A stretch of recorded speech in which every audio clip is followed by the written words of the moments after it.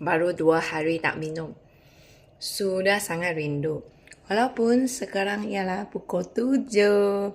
Dinner tak makan dah. Pagi tadi dah makan baling, fucuk. Petang makan nasi, ikan steam, sup sayur. Sekarang saya minum smoothie ini. Baru 2 hari saja sudah rindu. So tak tahan sudah.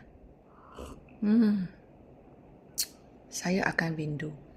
Korang rindu ke tak? Dia macam senaman tau, jahat. Ketagih punya. Nasib baik ketagih yang macam ni punya. Baik punya. Tak ada tambahan gula, tak ada bahan kimia lagi, banyak khasiat punya. Nasib baik. Bukan benda lain. Syukur.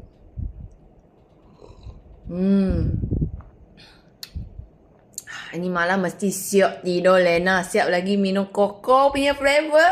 Sekarang dia masih buy one free one lah. Cepat pergi cuba. Kita minum baik-baik, sehat-sehat setiap hari, tak rugi punya.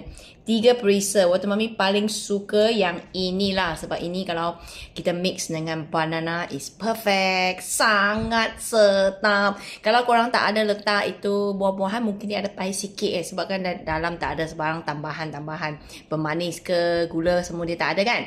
So, kalau korang match dengan banana macam I buat punya smoothie ni, I letak 1 banana, flaxseed 2 sudu, campur ni 1 sachet. Oh, sedapnya. Serius boleh rindu punya.